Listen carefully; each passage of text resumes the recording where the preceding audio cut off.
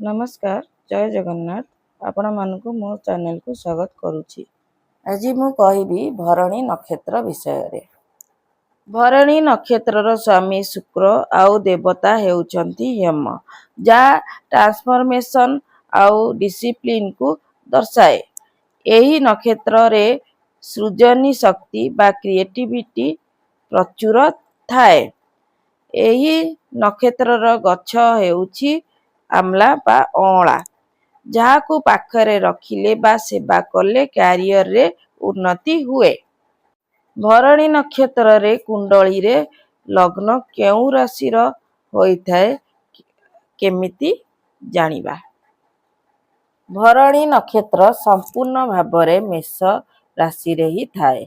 मेष राशि रो 13 degree 20 minute रे 26 डिग्री 40 मिनिट पर्यंत भरणी नक्षत्र सीमा थाए।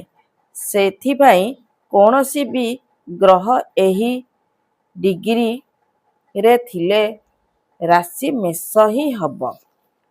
कौन आपण जानती कि भरणी नक्षत्र रे जन्म लोक माने डेथ को नुहे ट्रांसफॉर्मेशन को कंट्रोल करती।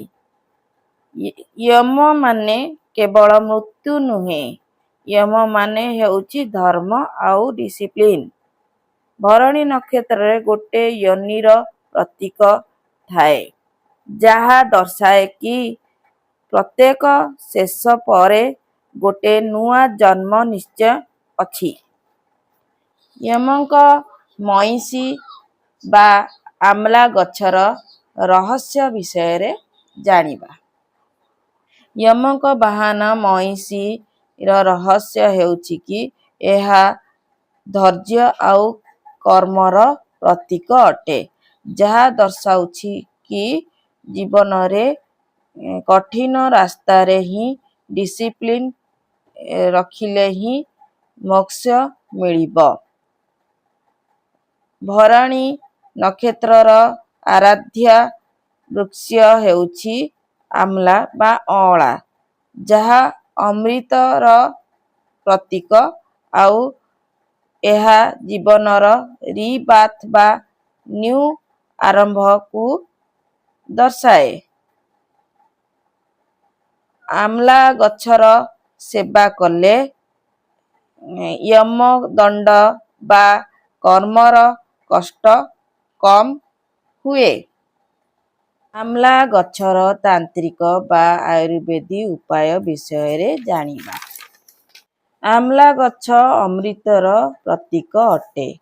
आयुर्वेदी भावरे एहा पित्त दोष को बालांस करे आउ प्राण शक्ति बांधे।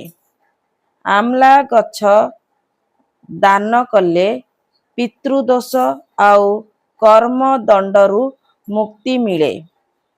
भरणी नक्षत्रर श्रेष्ठ उपाय होउछि आमला गछर सेवा करिबा आउ ओम यमाय नमः मंत्रर जाप करिबा। शुक्रवार रे धला वस्तु जेमिति कि मिश्री नहले दही दान करिले भरणी नक्षत्रर क्रिएटिव एनर्जी एक्टिव हेब। भरणी नक्षत्रर सिंबल योनि माने हेउछि द पोर्टल ऑफ लाइफ। जीवन रे प्रत्येक आरंभ आउ शेष एही नक्षत्र रे ही थाए। भरणी नक्षत्रर क्रिएटिव पावर हेउछि जीरो रु हीरो हबार शक्ति। भरणी नक्षत्रर लोक माने जेते थर हारंती सेते थर नुआ भावरे जन्म नेइथांती। यम बा डेथ आउ योनि बा बाथर मिलन रे दर्शाए कि किछि शेष न हेले नुआ आरंभ हेई पारिबो नाही। पद्म जेमती पंकरे फुटिले भी निर्मल रहे, सेमिति भरणी नक्षत्रर लोक कष्टरू बाहरी नुआ जन्म पाइथांती। भरणी नक्षत्रर गछ हेउछि आमला बा अँला, गण हेउछि मनुष्य। ଫୁଲ ହେଉଛି ପଦ୍ମ ଆଉ ପଶୁ ହେଉଛି ହାତୀ।